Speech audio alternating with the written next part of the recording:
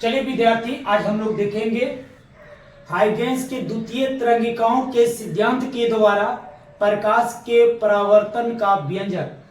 ये बोर्ड के दृष्टि से 5 नंबर का सवाल होते हैं, तो आप मेरे साथ 10 मिनट बने रहिए और इससे हम बारीकी से हम लोग क्या करेंगे, समझने का प्रयास करेंगे। तो देखिए, ये आप फिगर देख रहे हैं, ये फिगर को समझे के पहले मैं तरंगार्घ की कल्पना करते हैं, यानी तरंगार्घ को थोड़ा सा समझते हैं। क्योंकि तरंगार्घ आएगा तभी पता चलेगा ए बी क्या है, ए डैश और बी डैश क्या है। क्योंकि बच्चे यहीं पे फंसते हैं, यहीं पे समझना मुश्किल हो जाता है, जो कि हम आप लोग को एकदम सरल तरीका से कहे तो एकदम आसान तरीका से हम आपको बतलाने वाले हैं। तो चलिए देखिए, देखो बाबू, ये मान लिया जाए कोई प्रकाश स्रोत है। प्रकाश स्रोत वो होता है जो प्रकाश देता है। तो ये माध्यम में ये अपने के चारों ओर क्या कर रहा है, प्रकाश दे रहा है। ठीक है, यहां तक हम समझे थे भाई। प्रकाश स्रोत तो प्रकाश ही देगा ना।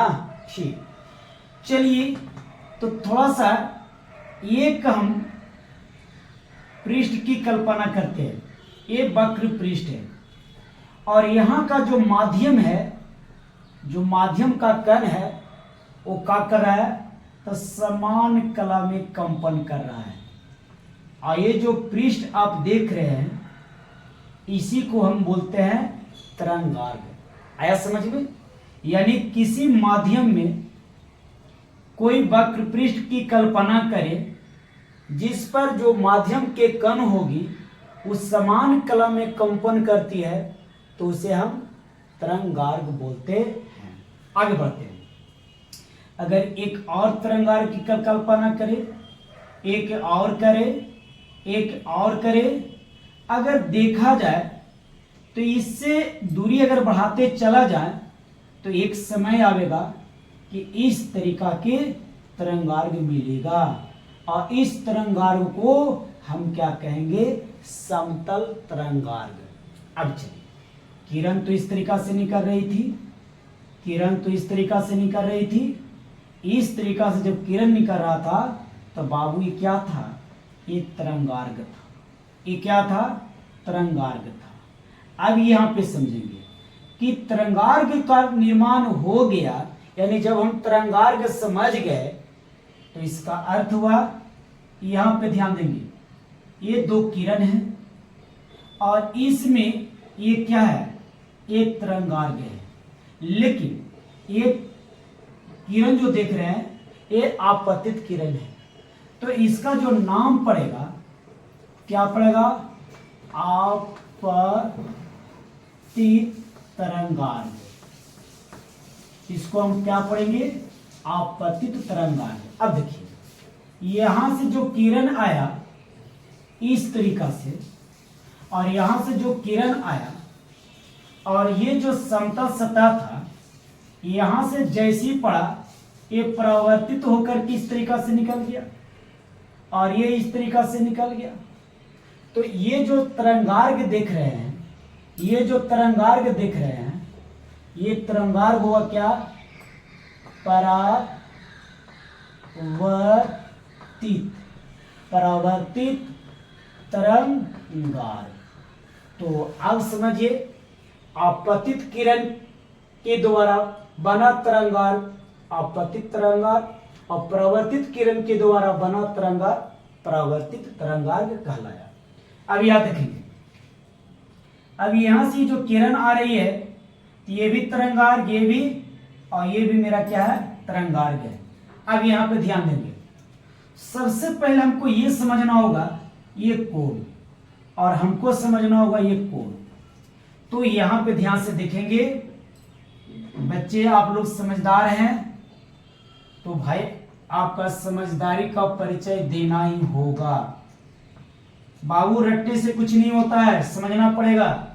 चलिए यहां ध्यान देंगे, यहां से किरण आ रही है, आ रही है ना, और एक किरण यहां से आ रही है, इस किरण का नकल मैं कर रहा हूं, तो बाबू इस तरीका से परावर्तित हो जाएगा और ये हमारा क्या होगा, ये लंब होगा, यहाँ पर लंब होगा परावर्तन के नियम से।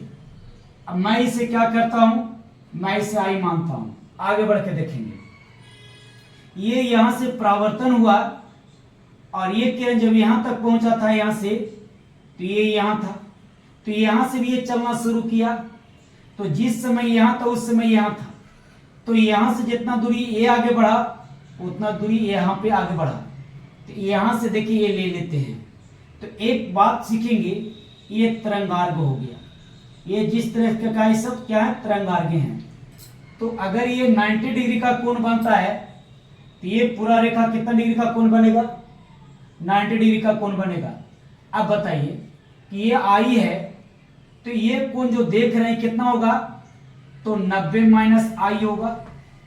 बात बना, 90 माइनस आई होगा। तो जरा सोचिए ये कोण कितना होगा, ये कोण कितना होगा। आपको समझ में नहीं आया, फिर देखेंगे। ये इस तरीका से मैं बात किया, थोड़ा सा इसका फिगर लंबा ये इस तरीका से था, ये इस तरीका से था, यहाँ पे आया और ये यहाँ पे आया। थोड़ा सा कोण की बात करते हैं, उसके बाद हम लोग देखेंगे मेन फिगर में। इस तरीका से किया, यहाँ पे मैंने क्या किया, लंब डाल दिया। चलिए बेटा ये क्या है, ये जो देख रहे हैं ये क्या है, तो ये मेरा तरंगार्घ है। तो आप समझेंगे ये तरंगार्घ है, तो ये और ये 90 डिग्री होगा। तो ये यहां से अगर मिटा दे तो ये 90 डिग्री होगा, 90 डिग्री होगा। तो ये आई है, तो ये वाला कोण कितना होगा, 90 माइनस आई, 90 माइनस आई होगा। यहां से यहां तक कि 90 डिग्री का कोण बना रहा है और ये आई है, तो ये कोण कितना होगा, 90 माइनस आई। आगे बढ़ते हैं, अगर ये कोण यहां से यहां तक ये 90 डिग्री है, यहां से यहां तक के 90 डिग्री है, तो बताओ ये कोण कितना होगा, ये कोण सिर्फ ये कोण कितना होगा। तो पूरा 90 में से ये घटा लेंगे, यानी बचेगा 90 माइनस आई। ध्यान देना, फिर समझो ये कोण 90 डिग्री है और यहां से यहां तक की आई है, तो ये 90 में से अगर आई चल जाएगा तो क्या बचेगा, 90 माइनस आई। आगे बढ़िए, अगर ये कहीं लंब पड़ रहा है तो ये पूरा 90 डिग्री का कोण बना रहा है, तो ये कोण कितना बचेगा, ये वाला। तो यहाँ से यहाँ तक 90, ये 90 और यहाँ से यहाँ मर के 90 माइनस आई, ये कोण कितना बचा। तो हम क्या करेंगे, पूरा 90 में से एक कोण घटा लेंगे, तो ये हो जाएगा 90 माइनस प्लस आई। इसी चल के बराबर कितना बचेगा, आई। तो ये कोण बचेगा क्या, आई।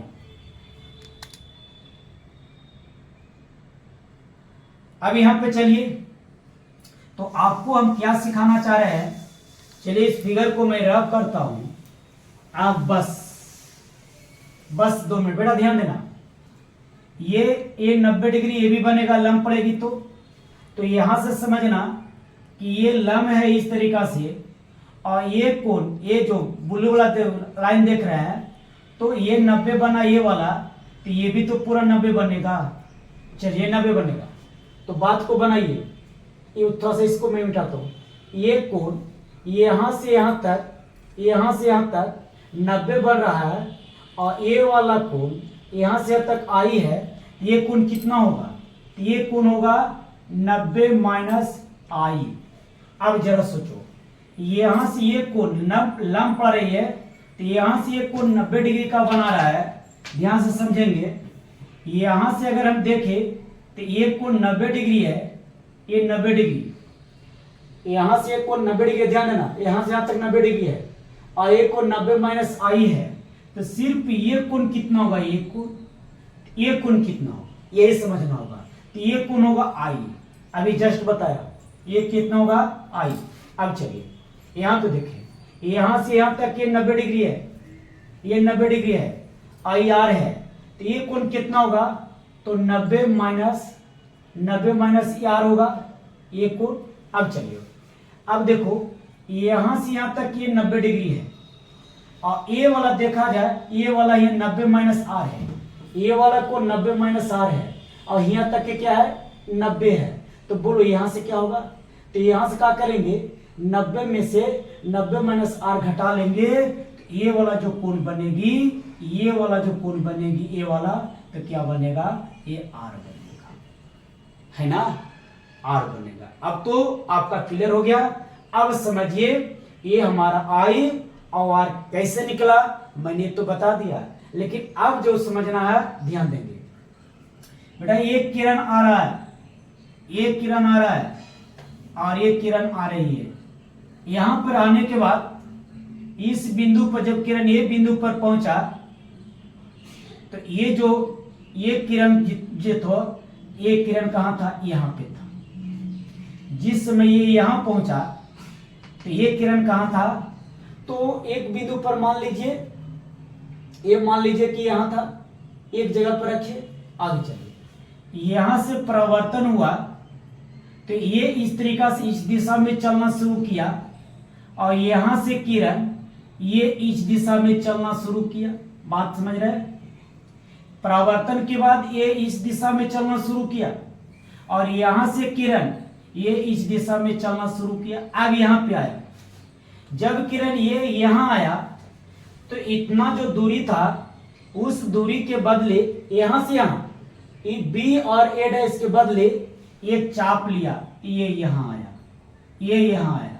बात को समझिए, यहां से किरण यहां आया, परावर्तन होकर एक किरण इस दिशा में गया, तब यहां से चलना शुरू किया। जब ये यहां आया तो ये किरण इतना दूरी की कल्पना करके चाप लेकर के यहां मैंने एक चाप लिया, ये यहां पहुंचा, है ना। अब देखिए तो यहां इस चीज को मिलाया, ये बेटा तरंगार्घ है और ये तरंगार्घ है और ये 90 डिग्री का कोण बना रहा है और ये भी 90 डिग्री का कोण बना रहा है। तो हमने यहाँ पे लिख दिया हूं कि ये क्या है, तरंगार्घ है। तरंगार्घ ये सारे के सारे तरंगार्घ है। इसका ये आपतित किरण के साथ बन रहा है, इसको कहता है आपतित तरंगार्घ और इसको कहते हैं परावर्तित तरंगार्घ। तो चलिए अब हम लोग देख लिए, ये देख लिए। अब हम लोग को क्या करना है, जो इस फिगर को हम लोग देखें, A B A dash B dash A, दोनों त्रिभुज क्या है, हम लोग इसको दिखाएंगे कि दोनों में क्या कोण में क्या फर्क है। एक ऐसा त्रिभुज है, अगर ये दोनों त्रिभुज सर्वांगसम हो जाएंगे तो जरा सोचिए, ए जो कोण होगी, ये आई जो कोण होगा आपस में बराबर होगा और जब ये आपस में बराबर हो जाएगा तो इसी से पता चल जाएगा कोण आई बराबर कोण आर, जो परावर्तन का दूसरा नियम देता है। तो चलिए जो हमने इस फिगर में दर्शाया है, यहाँ पे मैंने लिखा हूं, माना कि एक्स डैश परावर्तक सतह है जिसके तरंगार्घ ए बी है तथा परावर्तन के बाद तरंगार्घ ए डैश और क्या है, बी डैश है, बी डैश हो जाता है तथा वेग भी है एवं समय टी है। अब चलो, ये जो प्रकाश चल रही है, इस प्रकाश की चाल, यहाँ की जो प्रकाश की चाल है, प्रकाश की चाल वो भी है। तो मान लिया जाए कि यहाँ t बराबर 0 समय, मान लिया t बराबर 0 समय, यहाँ से यहाँ की इस दिशा में चला और इस दिशा में चला, इसको मैंने समय मान लिया t। अब चलो, तो मैं यहाँ दिखाना चाह रहा हूं, चाल बराबर होता है दूरी बटा समय। तो दूरी बराबर क्या होगा, बाबू, तो इसके नीचे अगर हम गुना कर दे तो मिलेगा क्या, चाल गुने समय। तो दूरी अगर देखा जाए तो बी ए या ए डैश बी बराबर हो जाएगा, चाल कितना चल रहा है भी इंटू समय कितना लग रहा है टी। तो बोलिए ए डैश बी बराबर हो जाएगा भी टी। आगे बढ़िए, थोड़ा सा सोचेंगे। अब यहाँ पे देखिए, यहाँ का जो दूरी आया ये हो गया भी टी। ध्यान देंगे, यहां से जाकर दूरी क्या आया, भी टी।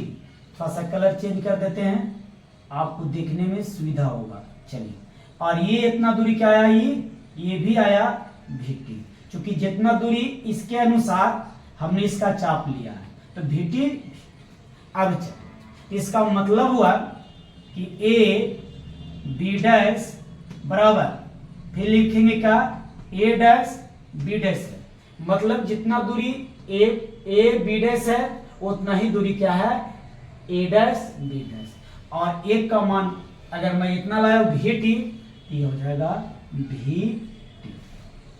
होगा। अब चलिए, अब मैं लिखना चाह रहा हूं त्रिभुज A B A डैश एवं त्रिभुज A dash B dash A में, या देखा जाए तो कोण A B A डैश बराबर कोण A डैश B A बराबर 90 डिग्री।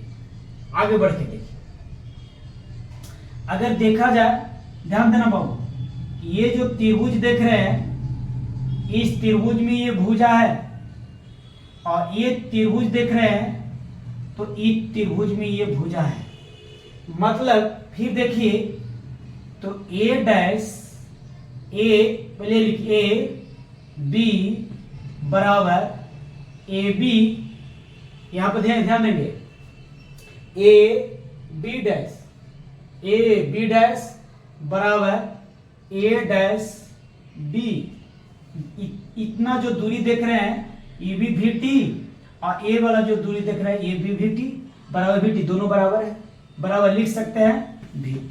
फिर लिख सकते हैं A डैश A बराबर A डैश A, का भाई तो दोनों में है, तो हम लिख सकते हैं कि त्रिभुज A, दिखा दे रहा बाबू, B dash A B A dash क्या है, तो हम लिख सकते हैं सर्वांशम त्रिभुज A dash B dash A। मैंने ये त्रिभुज में दिखा, तो त्रिभुज में हमने देखा तो क्या देखा, एक कोण बराबर, दो भुजा बराबर, ये सर्वांशम है, क्या चीज से हुआ, तो मैं लिख सकता हूं क्या चीज हुआ,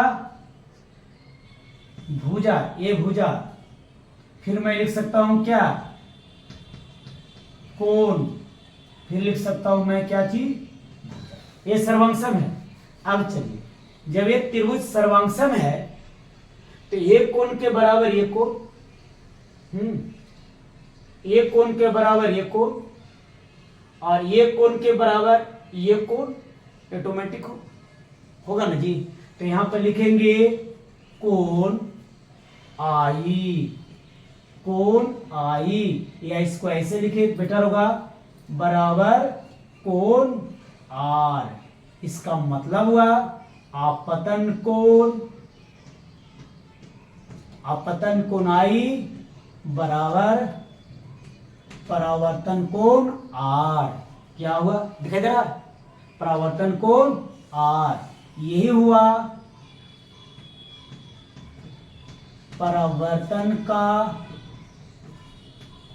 दूसरा नियम। तो चलिए, कोण I बराबर कोण R, अपतन कोण के बराबर परावर्तन कोण, परावर्तन के दूसरा नियम से, क्योंकि हम लोग को प्रूव करना था कि परावर्तन हाइगेंस के द्वितीय तरंगिकाओं के सिद्धांत के द्वारा साबित करें प्रकाश के परावर्तन के नियम, जो कि प्रकाश के परावर्तन के ये दूसरा नियम है। तो चलिए विद्यार्थी, ये मेरा प्रूफ होता है। हम फिर मिलेंगे अगले वीडियो में, तब तक के लिए धन्यवाद।